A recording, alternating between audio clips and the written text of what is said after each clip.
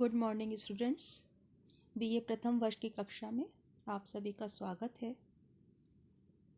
इसके पहले व्याख्यान में हमने किरातार्जुनीयम प्रथम सर्ग का एक संक्षिप्त परिचय प्राप्त किया। अब हम टेक्स्ट बुक को आरंभ करेंगे। जैसा कि आप सब जानते हैं, किसी भी ग्रंथ का प्रारंभ मंगलाचरण से होता है। जैसे हम कोई भी शुभ काम करते हैं तो सर्वप्रथम मंगलाचरण किया जाता है। उसी प्रकार से जब हम खास करके प्रबंध काव्य में जब हम किसी ग्रंथ का प्रारंभ करते हैं तो उसके आरंभ में ग्रंथ की निर्विघ्न समाप्ति के लिए मंगलाचरण किया जाता है। तो किसी भी ग्रंथ का जो प्रथम श्लोक होता है उसका मंगलाचरण के रूप में हम उसे देखते हैं, उसको समझते हैं। सर्वप्रथम हम इसका अध्ययन करेंगे, फिर इसके आगे इस श्लोक के वैशिष्ट्य को उसके संबंध में चर्चा करेंगे। इसका पहला श्लोक है श्रिया कुरूणाम अधिपस्य पालनीम प्रजासु वृत्तिम यमयुक्त वेदितुम सावर्णिलिंगी विदिता समाययौ युधिष्ठिरम द्वैत वने वनेचरा। जब हम किसी भी श्लोक का अर्थ करते हैं तो सर्वप्रथम उसके अन्वय को देखना चाहिए। अन्वय अर्थात यहाँ पे कर्ता, कर्म, विशेषण, विशेष, क्रिया इत्यादि का जो वाक्य में क्रम होता है उस रूप में हम उस श्लोक को व्यवस्थित करते हैं। क्योंकि जो श्लोक है उसमें चरणों का में उसके अक्षर की संख्या या मात्रा, क्योंकि मात्रिक छंद होते हैं और वार्णिक छंद होते हैं, तो वहाँ पर वर्णों के अनुसार या मात्रा के अनुसार अक्षरों का क्रम होता है। उसी प्रकार से पद योजना की जाती है ताकि उनमें एक गति बनी रहे, उसका हम उच्चारण उसी गति में कर सकें। उसकी अपनी जो लयात्मकता होती है तो उस प्रकार से उसमें चरणों की पूर्ति हो, उसके अक्षरों का क्रम हो। छंद आपने पढ़ रखे हैं तो इस बात को समझते हैं, किंतु जब हम अर्थ करते हैं तो उसका हमें गद्यात्मक रूप एक प्रकार से हमारे सामने आता है। जिस रूप में हम उस बोलते हैं उसी रूप में हम उसका क्रम रखते हैं शब्दों का और उससे अर्थ प्राप्त करते हैं। तो यहाँ सर्वप्रथम हम जब देखते हैं इस श्लोक को तो श्रीहा कुरूणाम अधिपस्य पालनीम प्रजासु वृत्तिम यमयुक्त वेदितुम सावर्णिलिंगी विदिता समाययौ युधिष्ठिरम द्वैत वने वनेचरा।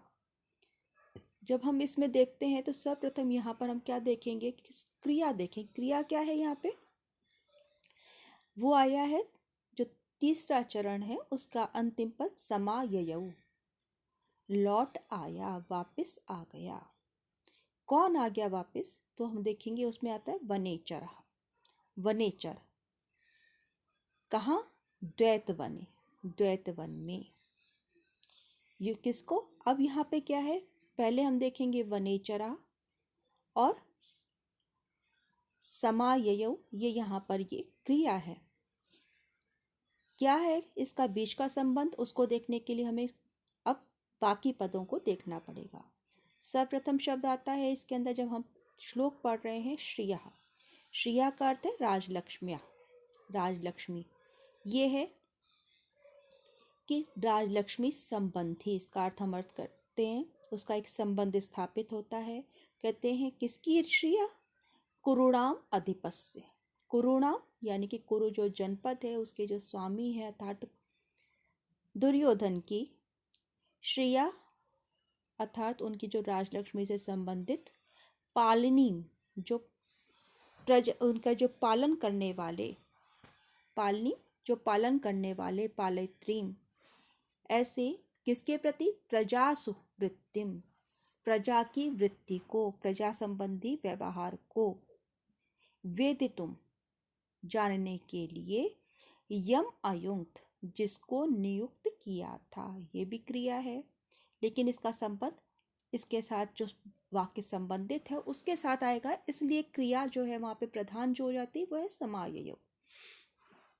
तो अब ये तो पहले बताया कि जिस व्यक्ति को कुरुणाम अधिपस्य, कुरुणाम अधिपस्य अर्थात जो कुरु जनपद के अधिपति हैं अर्थात दुर्योधन है, उनकी श्रेया पालनी, राजलक्ष्मी की पालन संबंधी प्रजाओं में उसका कैसा व्यवहार है, वो किस प्रकार से प्रजा का पालन करने में सक्षम हो रहा है, तो उसके उस प्रजा विषयक व्यवहार को वेदितुम जानने के लिए, तुम उन प्रत्यय यहाँ पर है, विद धातु है, के लिए के अर्थ में इसका प्रयोग होता है। तो जानने के लिए यम अयुक्त जिसको नियुक्त किया था, सा वर्णिलिंगी, वर्णिलिंगी वर्णी से तात्पर्य होता है वर्ण, तो वर्ण जिसके द्वारा हम उसका परिचय प्राप्त कर लेते हैं। तो वर्ण से संबंध क्या हुआ यहाँ पे, तो वर्ण का अर्थ है कि जो उसका वेशभूषा है, जो उसका जिस प्रकार से उसने वेश धारण कर रखा है, उससे पहचान किस रूप में होती है, सन्यासी के रूप में।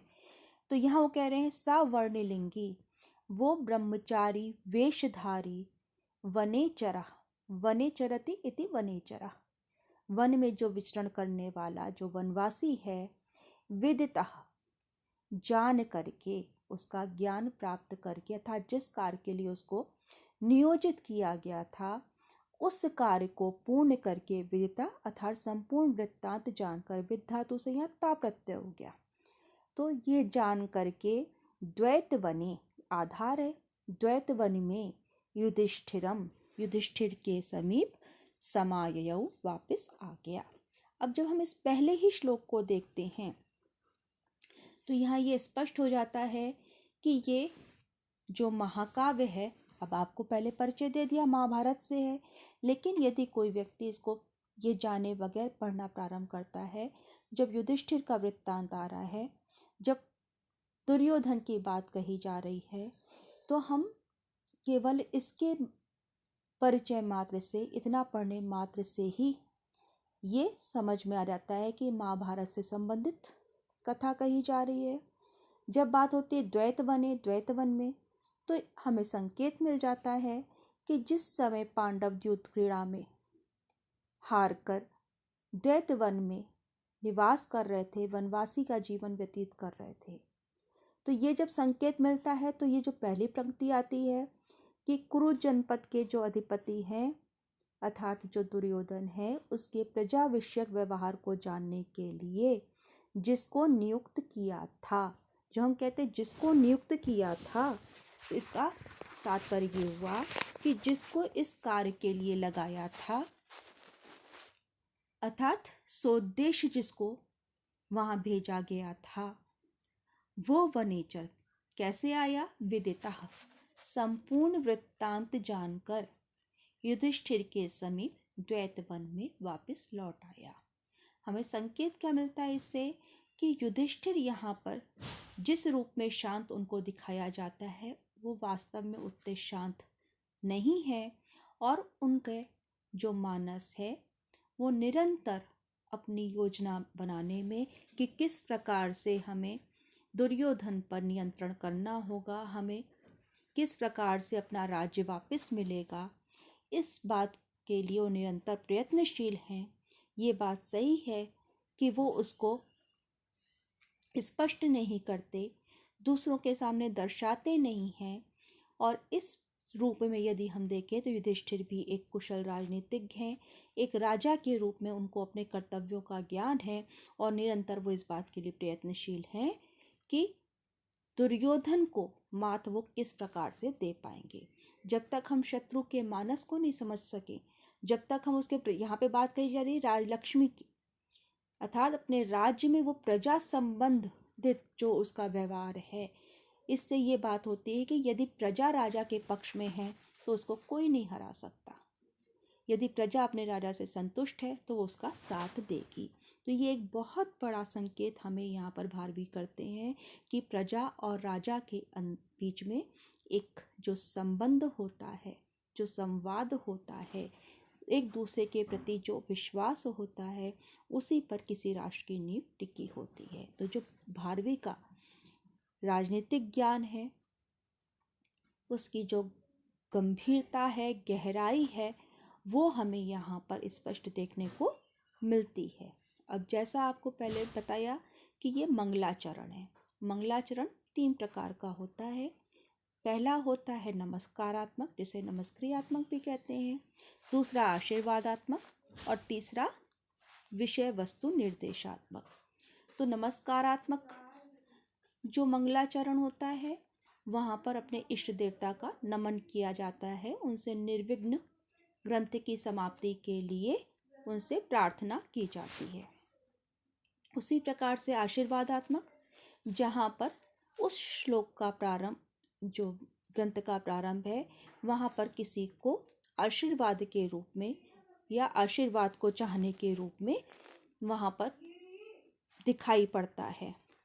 और तीसरा होता है वस्तु निर्देशात्मक, जहाँ पर उस श्लोक के माध्यम से जो उस प्रबंध काव्य की विषय वस्तु है उसका निर्देश, उसकी सूचना हमें प्राप्त हो जाती है।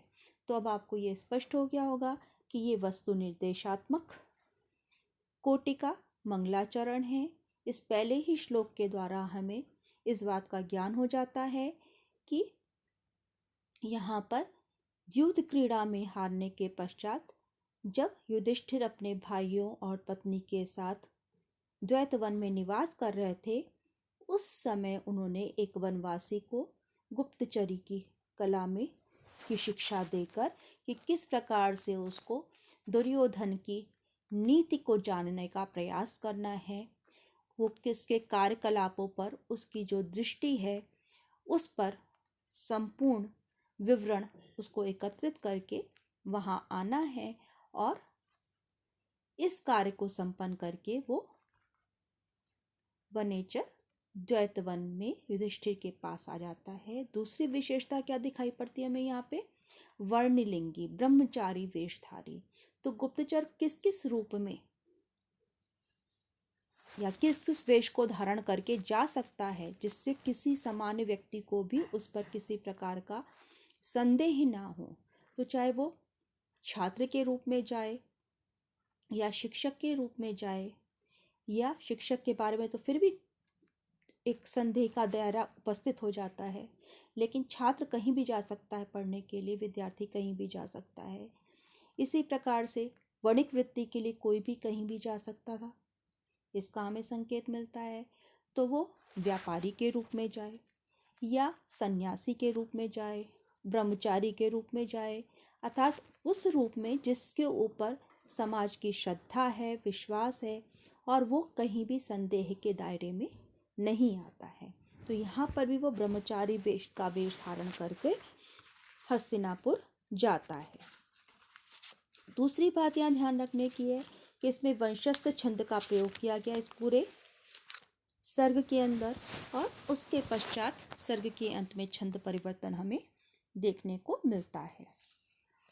इस रूप में हम जब देखते हैं तो यहाँ पे भारवी का जो एक कौशल है वो हमें यहाँ पर देखने को मिलता है, और साथ ही साथ यहाँ पर उनकी जो दृष्टि है कि वो किस प्रकार से अपने ग्रंथ को बताते हैं, उसका जो कथा का निर्देश है उसका किस प्रकार से विन्यास करते हैं, उसका भी हमें यहाँ पर परिचय प्राप्त होता है। अब दूसरा श्लोक देखते हैं। कहते हैं कृतः प्रणामस्य महीम महीभुजे जिताम सपत्ने निवेदयिष्यता न विव्यथे तस्य मनो नहि प्रियं प्रवक्तुमिच्छन्ति निशा हितैषिणा। कृतः प्रणामस्य महीम महीभुजे, कृतः प्रणामस्य महीम महीभुजे जिताम सपत्नेन निवेदयिष्यता न विव्यथे तस्य मनो नहि प्रियं प्रवक्तुमिच्छन्ति निशा हितैषिणा। अब यहाँ पर आपको दो स्पष्ट रूप से जो है वाक्य दिखाई पड़ते हैं।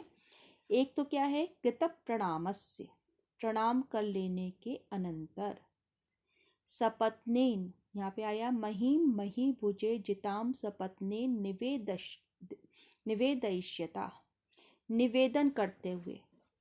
किससे निवेदन करते हुए? महीभुजे, महीभुज अर्थात महाराज युधिष्ठिर से। क्योंकि निवेदन के अर्थ में चतुर्थी होती है, तो मही भुजे। कैसे हैं वो?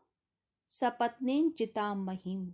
सपत्नेन, सपत्न कहते हैं शत्रु को, तो शत्रु के द्वारा जिसकी पृथ्वी को जीत लिया गया है, और अब जब जो केवल अब मही का ही अर्थात पृथ्वी का ही भोग कर रहा है, अर्थात जिसे हम कहते हैं पृथ्वी पर है, पृथ्वी पर होने का क्या है? केवल मही का भोग कर रहा है, अर्थात उस पर विचरण कर रहा है। पृथ्वी का ही भोग करना, उस रूप में यहाँ पे जो है स्वदेश महिभूष शब्द कहा गया है कि जिसकी पृथ्वी को, जिसके राज्य को तो शत्रु ने जीत लिया है, और जो अब वास्तव में पृथ्वी का ही भोग कर रहा है, राज्य उसके हाथ से निकल चुका है। ऐसे महाराज युधिष्ठिर से निवेदन करते हुए तस्य मनः न विव्यथे, उसका मन जरा भी व्यथित नहीं हुआ। अब आगे बता रहे हैं उसका क्या? हितैषिणा मृषा प्रियम प्रवक्तुम न इच्छन्ति। यहाँ पे प्रवक्तुम इच्छन्ति, मृषा हितैषिणा, नहीं प्रियम ऊपर की पंक्ति में आया है। तो जो व्यक्ति आपके हितैषी हैं वो कभी भी मृषा प्रियम, असत्य प्रिय बोलने के अभिलाषी नहीं होते, अर्थात वो आपसे मीठी मीठी बात करके, मधुर वाणी बोल करके या आपको भुलावे में रखकर किसी भी प्रकार से संतुष्ट नहीं होते हैं। तो यहाँ पर भी जो हमें भारवी का जो एक राजनीतिक ज्ञान है और किस प्रकार से गुप्तचर का आचरण होना चाहिए, गुप्तचर का क्या कर्तव्य है, कि जब युधिष्ठिर ने उसको किसी कार्य में नियुक्त किया है तो अपनी पूर्ण निष्ठा के साथ, सत्य निष्ठा के साथ जो भी यथार्थ स्थिति है वो युधिष्ठिर को बतानी चाहिए, और यही कार्य वो कर रहा है। इसीलिए उसका न विव्यथे तस्य मनो, उसका मन जरा भी व्यथित नहीं होता। और कैसा है, कैसे राजा के से वो निवेदन कर रहा है? जो इस समय केवल पृथ्वी का ही भोग कर रहा था, जिसका राज्य पूर्ण रूप से उसके हाथ से निकल चुका है। तो निश्चित है ये कि जब वो राजा, उसको पता है कि महाराज युधिष्ठिर हैं, तो उनको वो किसी प्रकार के भुलावे में नहीं रखना चाहता, क्योंकि यदि वो उसे कोई गलत सूचना देगा या उसको प्रसन्न करने के लिए तथ्यों को छुपाएगा तो उसका परिणाम विपरीत होगा, अर्थात युधिष्ठिर कभी भी अपने राज्य को प्राप्त करने में सफल नहीं हो पाएंगे। तो यहाँ पहला कृत प्रणामस, प्रणाम कर लेने के अनंतर, कृता प्रणाम येन सा, तस्य, यहाँ पे षष्ठी विभक्ति है तो उसके बाद उसको हम कहेंगे तस्य, तो बहुब्री है कि जिसने प्रणाम कर लिया। ये एक सामान्य शिष्टाचार है। वो राजा के पास, भले ही अब उसके पास राज्य नहीं है, उसके पास आया है, तो निश्चय ही पहले वो उसको प्रणाम करेगा। तो प्रणति का भाव है, वो विनम्र है उसके प्रति, इसलिए उसको कहा कृत प्रणामस्य। सपत्नीन जिता महिम, जिसकी शत्रु के द्वारा जिसकी पृथ्वी, जिसके राज्य को जीत लिया गया है, ऐसे महीभुजे, महीम भुनक्ति इति महीभुज, उससे महीभुज अर्थात जो पृथ्वी का भोग करने वाला है। निवेदयिषिता क्षत्रिय प्रत्यय, यहाँ पे नि उपसर्ग पूर्वक वेद धातु है जिसमें ऋजंत प्रयोग है, और उसको हम कहेंगे यहाँ पे क्षत्रिय प्रत्यय करते हुए के अर्थ में, निवेदन करते हुए। विव्यथे स्पष्ट है आपको, उसका मन दुखी नहीं हुआ। लिट लकार है यहाँ पे, प्रथम पुरुष एक वचन है। प्रवक्तुम भी स्पष्ट हो जाएगा, प्रा उपसर्ग पूर्वक वच धातु है और तुमुन प्रत्यय है। तो इस प्रकार से जब आप व्याख्या करेंगे तो उसका भावार्थ लिखेंगे, और उसके बाद उसमें जो समास आए हैं समास विग्रह करेंगे, जो उसका वैशिष्ट्य है कि उससे हमें क्या ध्वनि निकल रही है, उसमें वो हमें किस प्रकार से भारवी अपने हर श्लोक के अंदर बांधते हैं, कि जब तक उसमें गांभीर्य नहीं होगा, कोई निहितार्थ नहीं होगा, तो उस श्लोक का कोई महत्व ही नहीं रह जाएगा। तो जो हमने पहले देखा श्लोक, वहाँ पर हमें कथा वस्तु का अर्थात जो उसकी वर्ण वस्तु है उसका परिचय मिल जाता है, उसका उद्देश्य प्रकट हो जाता है। दूसरे श्लोक में हमें जो गुप्तचर है, वनेचर है, वो युधिष्ठिर के प्रति सत्यनिष्ठ है, इस बात का हमें परिचय, संकेत मिल जाता है। अब आगे देखते हैं दिशां विघाताय विधातुमिच्छता रहस्यानुज्ञाम् अधिगम्य भूभृता ससौष्ठव औदार्यविशेषशालिनीं विनिश्चितार्थाम् इति वाचम् आददे। दिशां विघाताय विधातुम् इच्छता रहस्यानुज्ञाम् अधिगम्य भूभृता ससौष्ठव औदार्यविशेषशालिनी विनिश्चितार्थाम् इति वाचम् आददे। इस वाणी को बोला। कैसे बोला उसने? दिशाम विघाताय, दुष अर्थात शत्रु के, विनाश के लिए, विधातुम इच्छता जो प्रतिकार करने का इच्छुक है, ऐसे भूभृतः महाराज युधिष्ठिर से अनुज्ञाम अधिगम्य, रहस्य अनुज्ञाम अधिगम्य एकांत में आज्ञा प्राप्त करके, सौष्ठव औदार्य विशेषशालिनी सुष्ठु अर्थात जो भली प्रकार से अर्थात सोच विचार करके जांच शब्दों का चयन किया जा रहा है, ऐसी और औदार्य अर्थात उदारता के गुणों के कारण विशेष रूप से जो सुशोभित हो रही है, ऐसी विनिश्चित अर्थाम निश्चित अर्थ पदों वाली अर्थात उसके द्वारा जो निश्चित अर्थ है अर्थात जो वो कहना चाहता है उसी अर्थ को युधिष्ठिर ग्रहण करें, ऐसी वाणी को सा आददे। सा वनेचरा, उस वनेचर ने कहा। अब ये स्पष्ट है कि यहाँ भी हम क्या देखते हैं कि रहस्य एकांत में सा वनेचरा, उस वनेचर ने, कैसा है वो वनेचर? दुशाम विघाताय विधातुम इच्छता, शत्रु के विनाश के लिए प्रयास करने के जो इच्छुक हैं, जो प्रयत्न करने के इच्छुक हैं, ऐसे भूभृता, ये भूभृत का विशेषण है।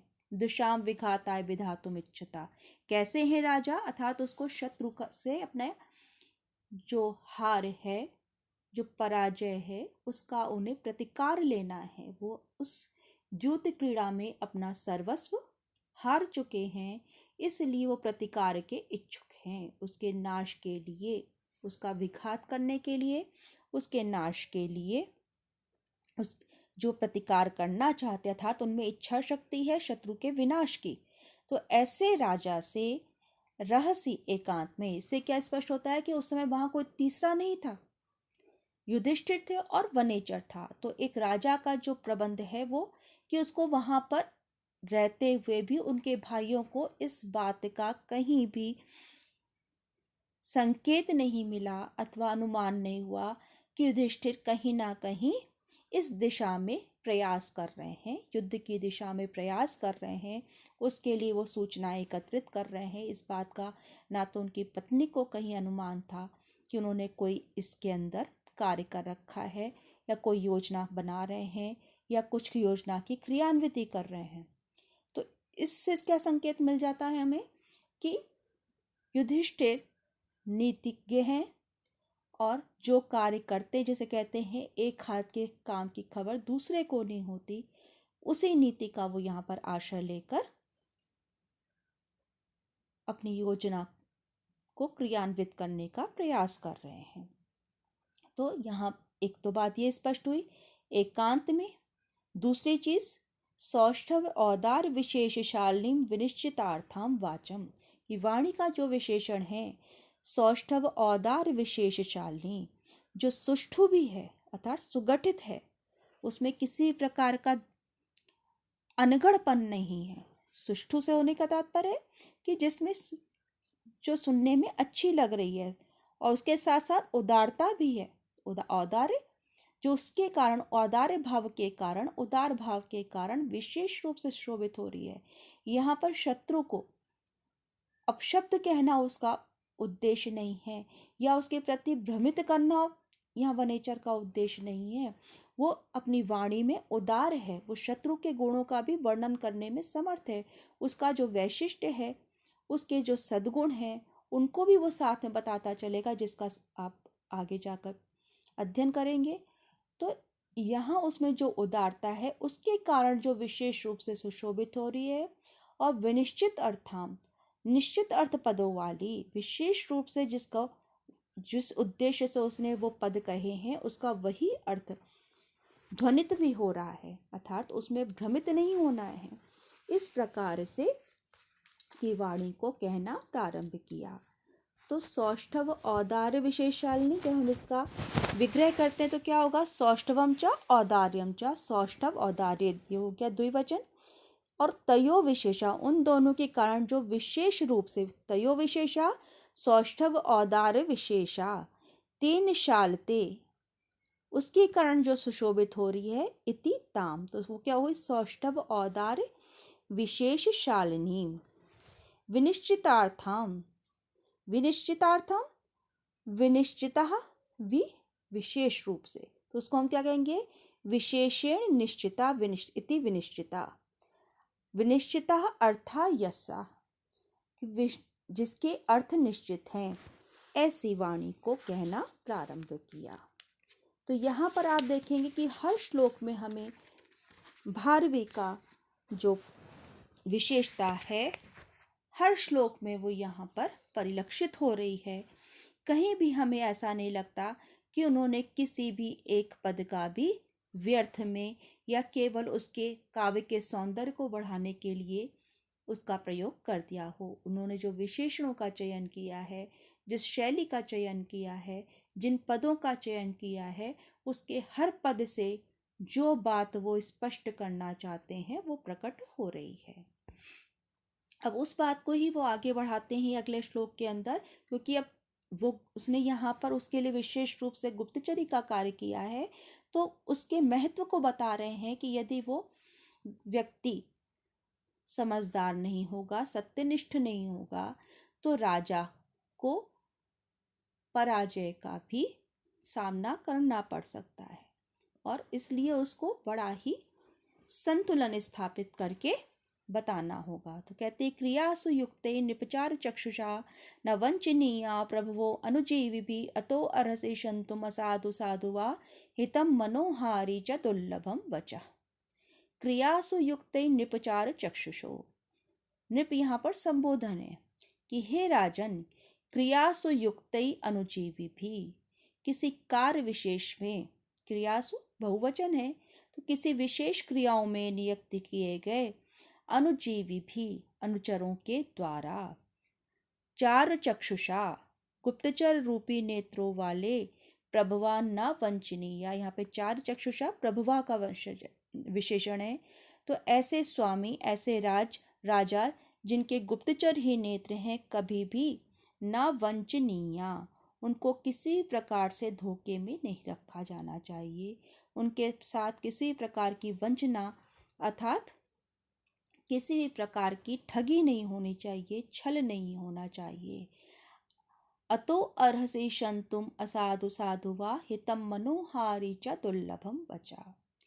इसलिए अतः, इसलिए मैं असाधु साधु वा, असाधु चाहे बुरा या भला, जो कुछ भी मैं कह रहा हूँ, जो कुछ भी बताने जा रहा हूँ, उसके लिए शन्तुम् अर्हसि, मुझे क्षमा किया जाए, मैं पहले ही क्षमा प्रार्थी हूँ या क्षमा किया जाने के योग्य हूँ, क्योंकि हितम मनोहारी च दुर्लभम वचा, हितकारी और मनोहर वचन दुर्लभ होते हैं। हितकारी और मनोहर अर्थात जो व्यक्ति का कल्याण भी करें और उसे सुनने में भी अच्छे लगे, ऐसे वचन दुर्लभ होते हैं। कारण क्या बता दिया उसने कि राजा अपने गुप्तचरों के द्वारा ही अपने राज्य का प्रबंध करता है, जो कुछ भी सूचनाएं हैं वो उनसे प्राप्त करता है। तो उसके राज्य की जो विशेष सूचनाएं देने वाले हैं, जो कुछ भी उसके खिलाफ यदि षड्यंत्र चल रहा है, कोई कपट कर रहा है प्रजा का व्यवहार के संबंध में, वो सारी या जो उनके अधीनस्थ राजा हैं उन सब के बारे में राजा के जो सही सूचनाएं देता है वो गुप्तचर होता है, जिसके आधार पर वो भावी योजना बनाते हैं, अपने राज्य का संचालन करते हैं, शत्रु और मित्र के अंदर अंतर पहचानना सीखते हैं। इस प्रकार से ऐसे गुप्तचरों के द्वारा कभी भी अपने स्वामियों को ठगा नहीं जाना चाहिए, क्योंकि वो क्रियासु युक्त, क्योंकि वो किसी कार्य विशेष में नियुक्त किए गए हैं, तो यदि उसकी सही सूचना उन तक नहीं पहुंचेगी तो निश्चय ही उन्हें पराजय का सामना करना पड़ेगा। अब यहाँ पर भी जब हम करते हैं तो चार चक्षुषा चारा एव चक्षुषा चक्षुंषि चाराह एव चक्षुंषि येषाम ते चार चक्षुषा। इस प्रकार से हम इसका विग्रह करेंगे। इसी प्रकार से आप शुरू के बता रही हूँ, क्योंकि वैसे भी सेशन बहुत लेट हो चुका है, इसलिए आवश्यक नहीं है कि हर श्लोक का मैं इतने विस्तार से आपको समझा पाऊँ। नोट्स आपको इसके साथ दिए जाएंगे, आपको समझ में आ जाएगा किस प्रकार से हमें लिखना है। अब अगला श्लोक देखते हैं। सा किम सखा साधुना शास्ति यो दीपम हितात न यह संशृणुते सा किम प्रभु सदा अनुकूलेषु हि कुर्वते रतिम नृपेषु अमात्येषु च सर्व संपदा। सा किम सखा साधुना शास्ति यो अधिपम, वो कैसा मित्र है। सा किम सखा, वो कैसा मित्र है। यो अधिपम साधुना शास्ति, जो अपने स्वामी को साधुना शास्ति उचित उपदेश नहीं देता है या उसको सही सलाह नहीं देता है। हितात यह न संशुरते साकिम प्रभु, और वो कैसा स्वामी है जो अपने हितैषी की बात नहीं सुनता है।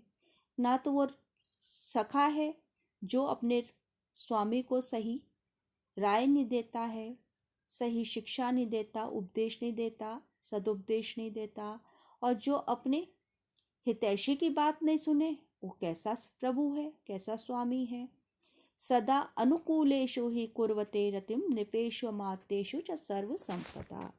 इस प्रकार से जितनी भी संपत्तियां हैं वो नृपेषु अमात्येषु, नृपेषु अर्थात राजा और उसके अमात्य के अनुकूल होने पर ही वहाँ पर सदैव विलास करती हैं। अर्थात जब राजा और उसके मंत्री में अनुकूलता होगी, विचार साम्य होगा, वो दोनों एक दूसरे के सहयोग से अपनी नीति बनाएंगे, राज्य का पालन करेंगे, तो निश्चय ही वहाँ पर समस्त समृद्धियाँ निवास करती हैं। तो यहाँ उसका जो परिणाम है राजा और मंत्री की अनुकूलता का, उसको भी यहाँ पे प्रकट किया गया है और दोनों के महत्व को बताया गया है कि यदि कोई मित्र अपने मित्र को सही सलाह नहीं दे तो वास्तव में मित्र नहीं कहलाने योग्य नहीं है। उसी प्रकार से यदि कोई अपनी हितैषी की बात नहीं सुने तो वो भी अच्छा स्वामी नहीं है। तो एक दूसरे के प्रति सम्मान का भाव होना चाहिए, अनुकूलता होनी चाहिए, तभी किसी राज्य का विकास हो सकता है, वहाँ पर समस्त संपत्तियाँ निवास कर सकती हैं। अब यहाँ पर इसके साथ एक बात और स्पष्ट कर दूँ, छंद आप पढ़ते आ रहे हैं, आपको जैसा बताया था पहले ही कि इसमें अर्थांतर न्यास अलंकार बहुत अधिक प्रयोग किया गया है।